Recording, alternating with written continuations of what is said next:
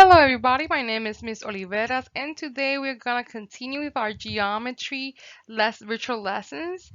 In the last one we learned what was a point, what was a ray, what was a segment, what was a line, what was a plane, and today we're gonna continue with that information and we're going to learn how to measure and construct segments. So at the end of this lesson, you will be able to find the measurements of a segment using the ruler postulate, the definition of congruent segments, midpoints, and the segment addition postulate. You will also be able to find the length and the of the midpoint of a segment and understand the congruency of a segment. Our vocabulary words are going to be line segment, distance and length, congruent segments, segment bisector, and segment partition. But first, what is a line segment? And that is a set of points that has a specific length. It does not extend indefinitely like a line. A line segment is named by 2 points on the line segment with a line segment symbol above those letters. The line segment always has a certain length that can be measured using a ruler. And I will also add right here, you name that segment with the both endpoints of that segment. So you don't use any points, you use specific points. You use the starting point and the ending point. Both of those points are named endpoints because it doesn't matter which way you're going, that segment is always going to be the same length.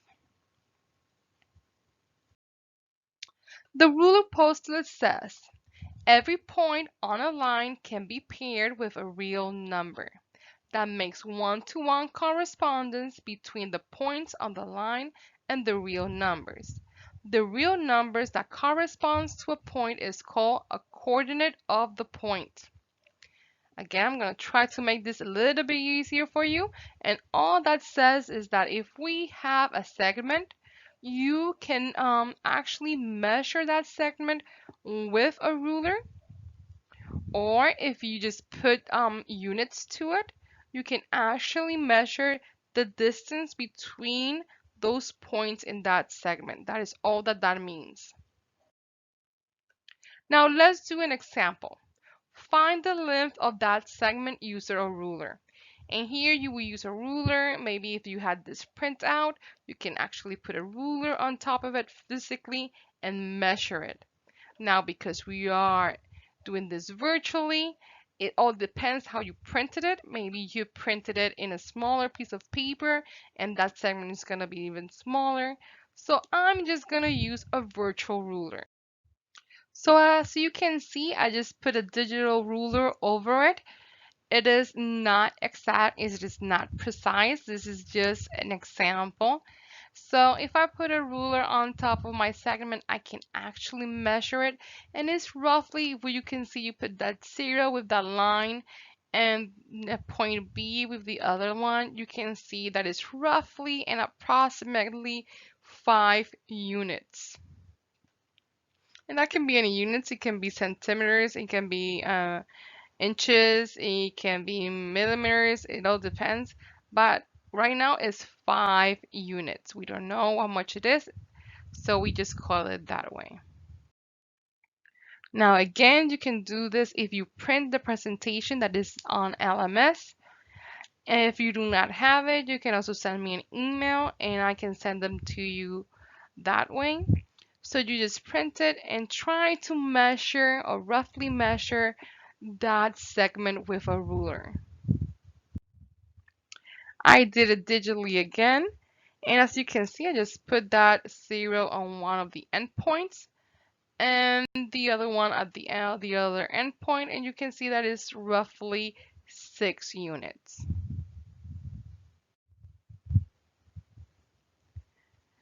Now let's do one more. Try to find that length of each of the segments using a ruler. Try to find that the measurement, the length of that ruler, of that segment. I use again the digital ruler. It doesn't specifically mean that that is that. It's just a representation. And as you can see, it has the number 7. So maybe I can say that those are 7 units. And again, I use the word units because it is a digital ruler. So I don't want to assume that that is the units that they are in. So you already saw that you can actually measure physically a segment. Now let's find the length of a line segment using a number line. A number line is what you would use to put your, for example, numbers and integers.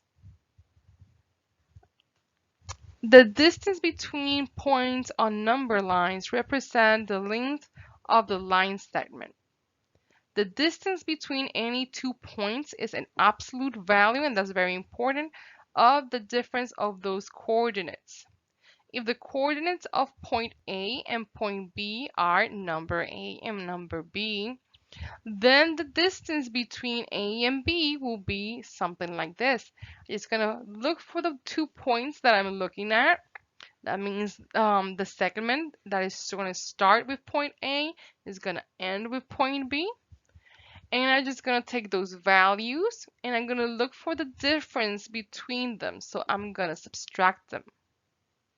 Then I'm going to find the absolute value of those of that equation. And it all depends which one is going to be the biggest. It can be from A to B or B to A. It all depends. The thing is that is you're supposed to look for a absolute value, and absolute value, what that means is that everything that is inside those 2 lines here, everything there is going to turn into a positive at the end as a result. 2 line segments having the same length are said to be congruent line segments. Again, if I have 2 segments that are exactly the same length, that are exactly the same size, those 2 lines, I can say they are congruent. Sorry, those segments, I can say that they are congruent. So let's put our knowledge to the test. Let's do a little example right here. Find the length of each segment using a number line. Determine which segments are congruent.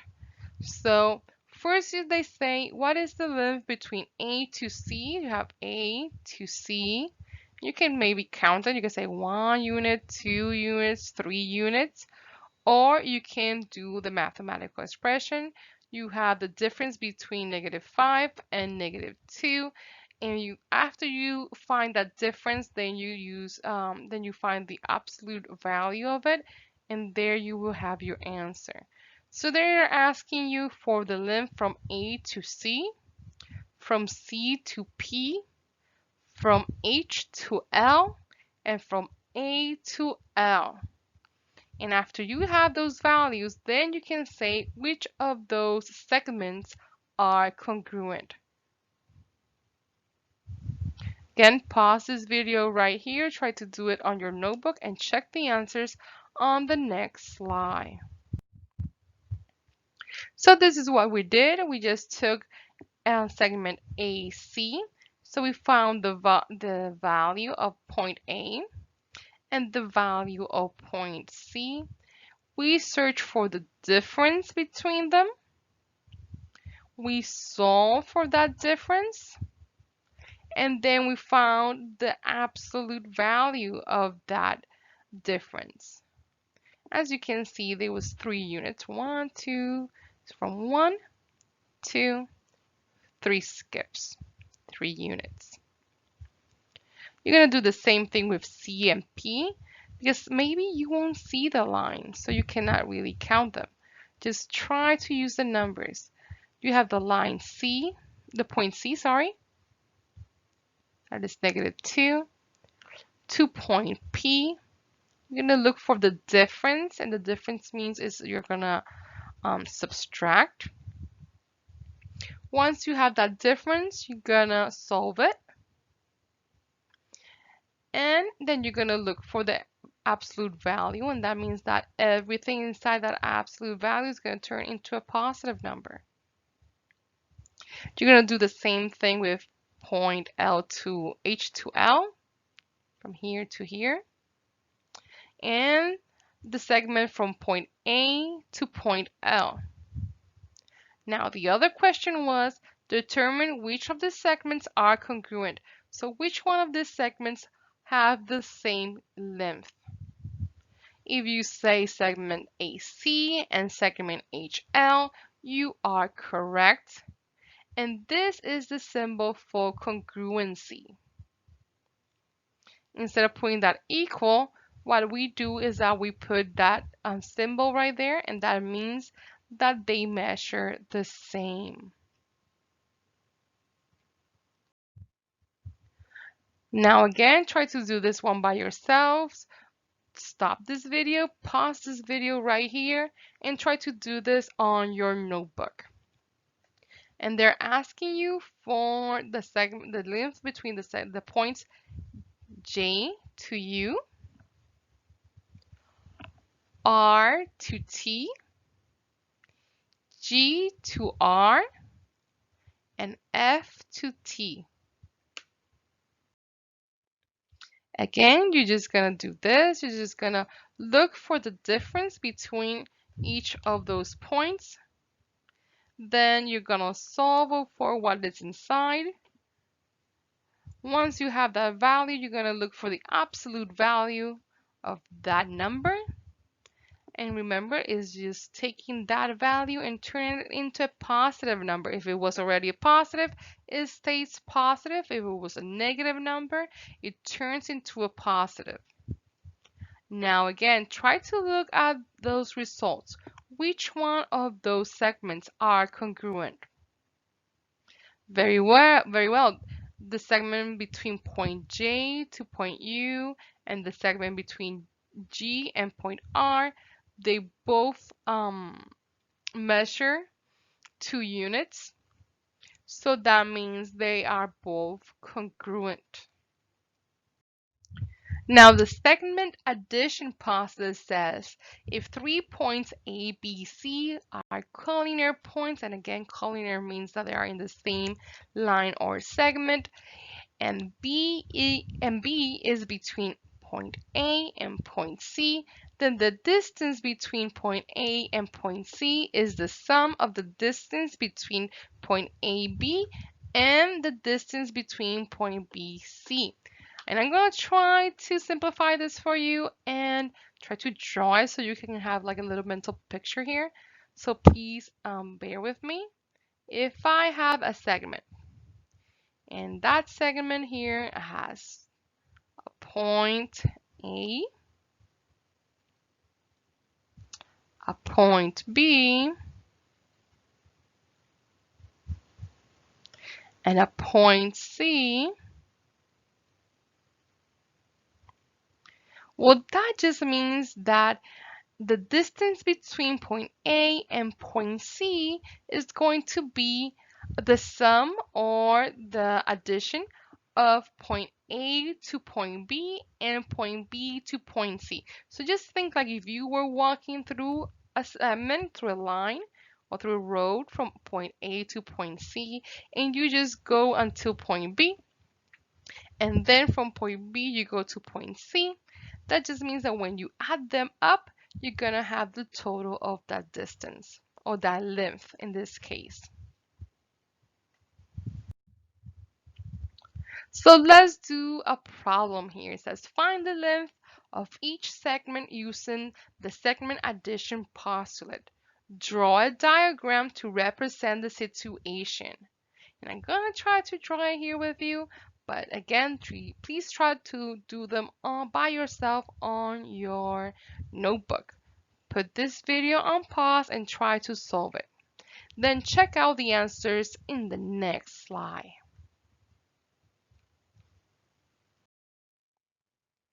So I just drew here my segment. It says point C is between point T and point C. The points are collinear. That means they're in the same line or segment. And the distance between point T and point C is 3 centimeters. And the distance between point C and C, sorry, C and C, is gonna be 12 centimeters. So what is the distance between point T and point C? Well, all you have to do then is add them up, right? Because you have this partition right here. You know that that is 3 centimeters. And you know that this partition here means 12 centimeters. So we're just going to add them up.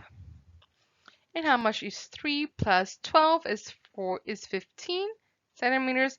So my distance or my length in total from T to C is going to be 15 centimeters. If you had the same answer than me, then good job. Now let's try to solve this one. And it says that you have point S between point Q and point K. The points are collinear. So that means they're in the same line or segment.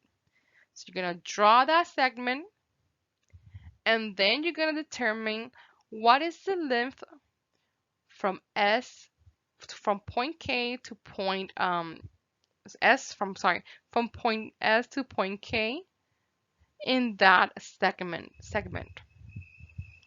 Again, you please pause this video right now, try to do it on your notebook, and try to check the answer in the next slide.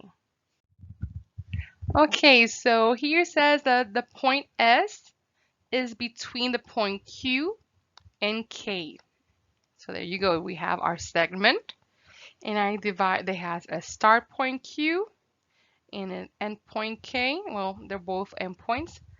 And the point S is going to be somewhere in that segment.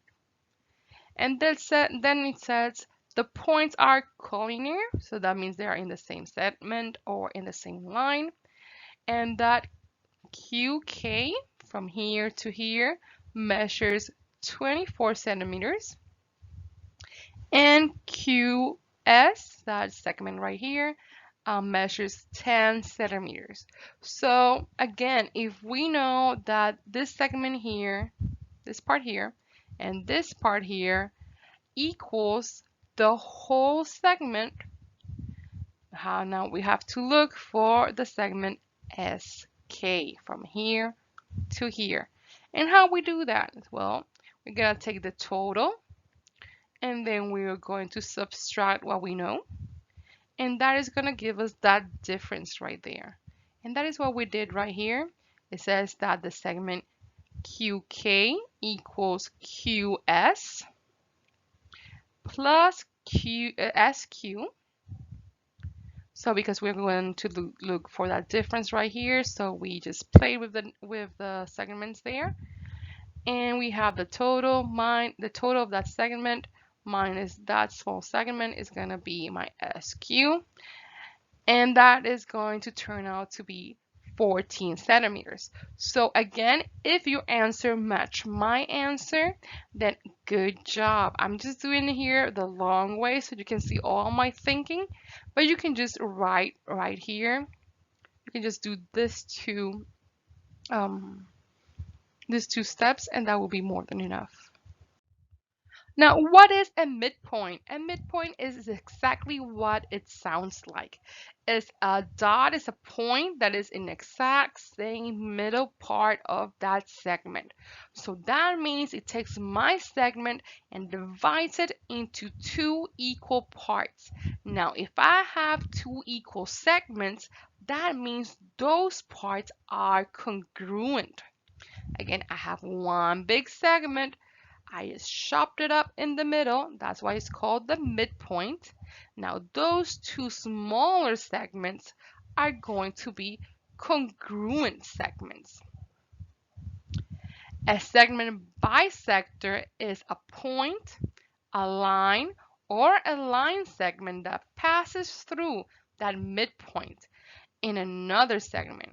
Again, that means that my segment bisector, I'm going to have a segment, and that segment bisector is going to pass exactly through the middle, just chopping up my big segment into two equal parts. So again, it can be a point, it can be a line, or it can be a line segment that is going just to um, chop my segment into two equal parts. And that's going to be called the segment bisector, or just a bisector.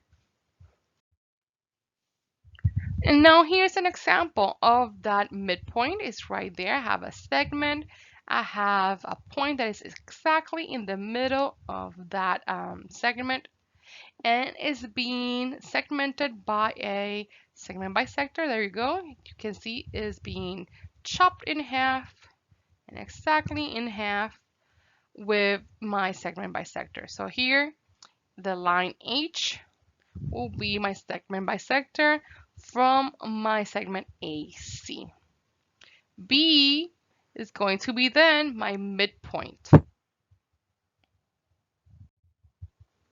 So let's do an example. Again, you can pause this video at this time, try to do it on your notebook, and then check out the answers on the next slide. But first, let's see what they want. They want to find the length of each segment, draw a diagram to represent the situation.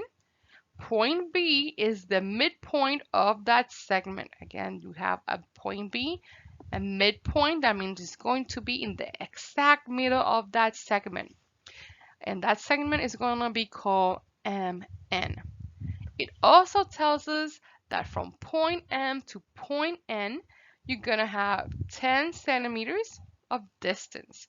And now they're asking you, what is the length from point M to point B? That means the segment MB and the segment BN. Now let's check out my answer. Again, I just draw my segment with an endpoint called M and an endpoint called N. And it said that I had a point B in the exact same middle. That is called a middle point. A midpoint, sorry. And how much is going to be the segment from between M and B and the segment between B and N? Well, I already know that the segment from M to N is 10 centimeters. So I'm just going to divide that total into 2, right? So this is what you do. Again, we know that I'm just going to have my NB is going to equal the total of that midpoint of that segment. That is 10 centimeters. I'm going to divide it into 2. And both smaller segments, that is MB and BN, are going to be 5 centimeters. Because MB equals BN, and the segment BN equals 5 centimeters. So again, if this was your answer, awesome job. Now we have another one. Try to do this one by yourselves. Again, pause this video right here. Try to draw it on your notebook and try to do it by yourselves. And it says you have a midpoint D. The point D is the midpoint of a segment FT. So you would just going to draw a segment that is going to be from F to T.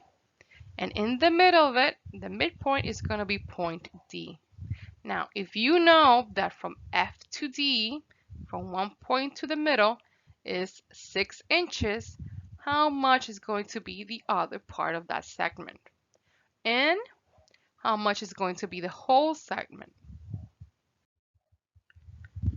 And this is my train of thought. I just draw my segment. I put a middle point. And it says that from F to D, I have 6 inches. And because I know that that D is going to be in the exact same middle, that's why it's called a middle point.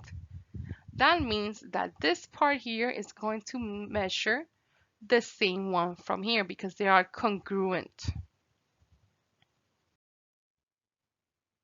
So if they're both 6 inches, all I have to do is say that from point F to point T is going to be equal for those 6 inches, that is DT, and FD, and I'm just going to add them up. So my big segment, that is FT, is going to measure 12 inches. So let's do one more. It says right here, find the coordinates of the midpoint of each segment. And they're drawing a segment that is called RB. And they are telling me to find the midpoint. And this is how I write it, the midpoint of segment RB. Again, they're not telling me what is the name of that point, so I'm not naming it. I'm just calling it midpoint. And for midpoint, RB is the segment. And I'm going to use my number line to know the distance between one and the other one. So I'm just going to search for the distance between R and B. Then I'm going to divide that into 2. And then I'm going to look for that point to know exactly where that middle is. So if my point R is -2 and my point B is +2, I'm going to add them up. That's going to give me a 0. Divided into 2 is just going to be 0. So that means that the midpoint, I'm going to locate it exactly on top of that 0 in my number line. So the coordinate of the midpoint, RB, is 0. That is the exact place where that point is going to be. Now you try it. Find the coordinate of the midpoint of each segment. And you have a segment that starts in point K, that is -3, and you have that it ends in point L, that is 1. Now you're going to search for that midpoint. Again, pause this video, try it at home, try it on your notebook, and then check out the answer on the next slide. Again, I'm looking for that midpoint. It's the midpoint of KL, segment KL. So I'm just going to take that point K. I am going to add it to that point 1, that point L, sorry. And I'm going to divide it into 2. When I have 2 over 2, that means it's 1 because it's negative, it's -1. And that is where my midpoint is. The coordinate of the midpoint of the segment KL is -1. Awesome job. And that is all for today. Now it's time for homework. And what you're going to do is you're going to go to your geometry textbook. And remember that this book has to have the logo Common Core on the top of it. And you're going to go to page 17 and 18 of that textbook. You're going to do those exercises right there. I always going to try to give you around no more than 10 exercises per lesson.